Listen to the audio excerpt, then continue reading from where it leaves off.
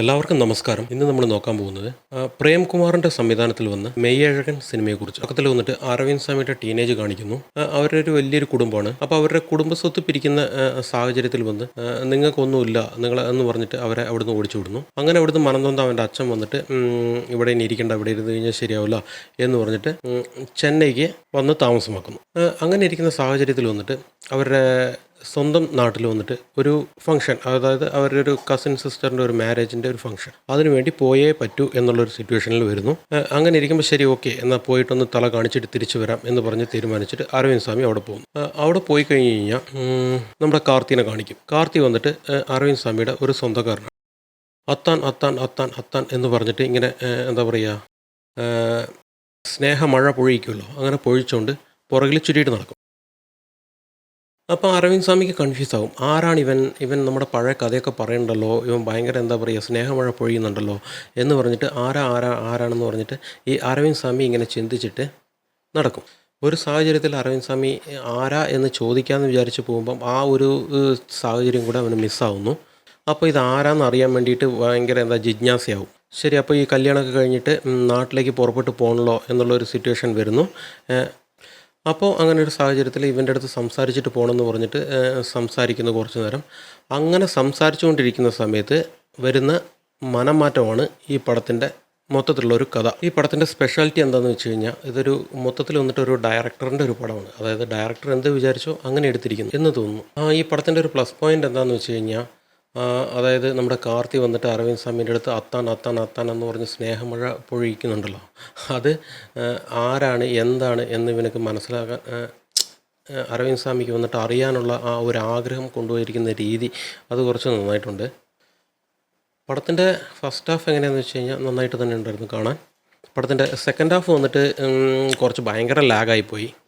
കാരണം ഇവരുടെ മനസ്സ് മാറ്റാൻ വേണ്ടിയിട്ട്, അതായത് വന്നിട്ട് കുറേ സീനുകൾ വെച്ചിട്ട് അതും വന്നിട്ട് വളരെ വലിച്ചെടുത്തിരിക്കുന്നു. ഒരു എക്സാമ്പിൾ പറയുകയാണെങ്കിൽ, ഒരു സൈക്കിളിനൊരു കഥ, ഒരു മാടിനൊരു കഥ, പിന്നെ രാജരാജ ചോഴൻ്റെ കഥയൊക്കെ എടുത്തിടും. അതേപോലെ ഒരു എക്സാമ്പിൾ പറയുകയാണെങ്കിൽ, ഒരു 2 മദ്യപാനികൾ വന്നിട്ട് മദ്യപിച്ചുകൊണ്ടിരിക്കുന്നു. അതിൻ്റെ ഇടയിൽ വന്നിട്ടൊരു മദ്യപിക്കാത്ത ഒരുത്തിന് ഇരുന്ന് കഴിഞ്ഞാൽ എന്തായിരിക്കും അവസ്ഥ?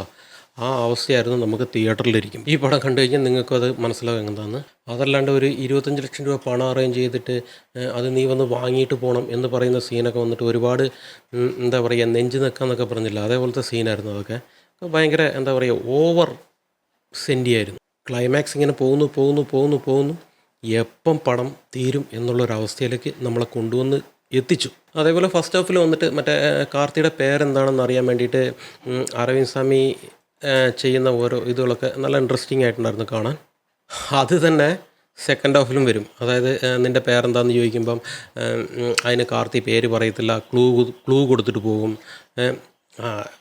അതൊക്കെ കുറച്ച് ഓവറായിരുന്നു. കാരണം ആ ഫസ്റ്റ് ഹാഫിൽ തന്നെ അത് കഴിഞ്ഞു പോയി. അതിന് സെക്കൻഡ് ഹാഫിലും അതേ തന്നെ അവൻ്റെ പേര് കണ്ടുപിടിക്കാൻ വേണ്ടിയിട്ട് അടുത്തിരിക്കുന്ന ആളുടെ അടുത്ത് ചോദിച്ചാൽ പോരെ, കാര്യം കഴിഞ്ഞല്ലോ.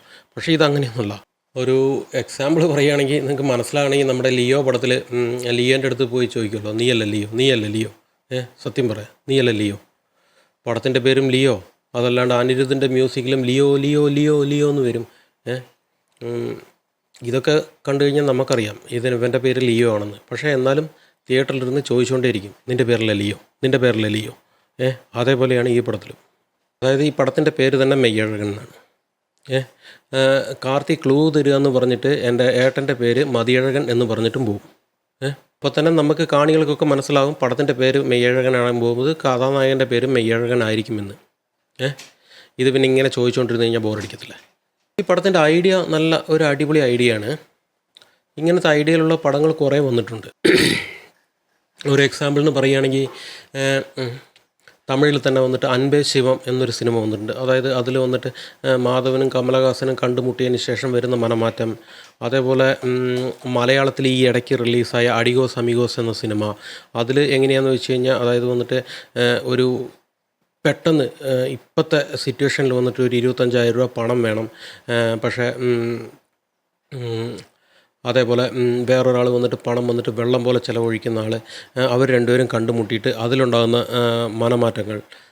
അതേപോലെ ഒരു ഒരു ഹോളിവുഡ് മൂവിയുണ്ട്. പടത്തിൻ്റെ പേരെനിക്ക് ഓർമ്മയില്ല. അതായത് വന്നിട്ട് ഒരു ടാക്സി ഡ്രൈവറായ ഇംഗ്ലീഷുകാരനും ഒരു കറുപ്പരിന നീഗ്രോയും വന്നിട്ട് ഒരു അവൻ്റെ കാറിൽ പോകുന്ന ഒരു പടം. അതെന്താണെന്ന് എനിക്ക് ഓർമ്മയില്ല. അപ്പോൾ അതിൽ വരുന്ന രണ്ടുപേർക്കുണ്ടാകുന്ന മനംമാറ്റം. അങ്ങനെ കുറേ പടങ്ങളുണ്ട് എടുത്ത് പറയാൻ. ഈ പടത്തിലും വന്നിട്ട് ഈ സെക്കൻഡ് ഹാഫ് വന്നിട്ട് കുറച്ചും കൂടെ ബെറ്റർ ആക്കിയിരുന്നെങ്കിൽ അതേപോലെ ഞാൻ മുൻപ് പറഞ്ഞ സിനിമകൾ പോലെ ഇതും കുറച്ച് നന്നായിരിക്കും. അതായത് എന്താ പറയുക, ഇവർ മനംമാറ്റണം എന്ന് പറഞ്ഞിട്ട് ആ സീന് കൊണ്ടുവന്നിട്ട് നമ്മുടെ മനമൊന്നും മാറിയില്ല. മൊത്തത്തിൽ ഈ പടം എങ്ങനെയുണ്ടെന്ന് ചോദിച്ചു കഴിഞ്ഞാൽ ഐഡിയ ആയിട്ട് ഈ പടം നന്നായിട്ടുണ്ട്. അവരുടെ ആ എക്സിക്യൂട്ടിങ് വന്നിട്ട് വളരെ മോശമായിപ്പോയി. ചില സീനുകളൊക്കെ കണ്ടു കഴിഞ്ഞാൽ അടിപൊളിയാണ്. അതായത് എന്താ അരവിന്ദ് സ്വാമി വന്നിട്ട് ആ കല്യാണം വീട്ടിൽ പോയി കഴിഞ്ഞിട്ട് നമ്മുടെ പഞ്ചാര അടിക്കുന്ന ഒരു സീന്, പിന്നെ വന്നിട്ട് അനിയത്തിക്ക് വന്നിട്ടൊരു കൊലുസ് വാങ്ങിക്കൊടുക്കുന്ന ഒരു സീൻ, അതൊക്കെ കുറച്ച് ടൂ മച്ചാണ്. എന്നാലും നന്നായിട്ടുണ്ട്. ആ സെക്കൻഡ് ഹാഫിൽ കുറച്ച് ലാഗില്ലാണ്ട് അതൊക്കെ ശരി ചെയ്തിരുന്നെങ്കിൽ ഇതൊരു നല്ലൊരു സിനിമ എന്ന് തന്നെ പറയാം. ഈ പടത്തിന് വന്നിട്ട് വെറും എന്താ പറയുക, എമോഷണൽ ഡ്രാമ മാത്രം വിശ്വസിച്ചെടുത്തിരിക്കുന്ന പടമാണ്. എനിക്ക് ഈ എമോഷനൊന്നും വേണ്ട, എനിക്ക് ഈ ഡ്രാമയൊന്നും വേണ്ട, എൻ്റെ ജീവിതം തന്നെ ഡ്രാമയായി പോയിട്ടിരിക്കുന്നു എന്ന് വിചാരിക്കുന്നവർക്ക് ഈ പടം തീർച്ചയായും സെറ്റാവില്ല. അതേപോലെ ഈ വ്യത്യസ്തമായിട്ടുള്ള സിനിമകൾ തേടി കാണുന്നവർക്ക് ഈ സിനിമ കണ്ടിരിക്കാം. അതിൽ കുറച്ച് നിറവുണ്ടാകും, കുറച്ച് കുറവുകളും ഉണ്ടാകും, കണ്ടിരിക്കാം. അപ്പോൾ ശരി, എന്നാൽ ബൈ.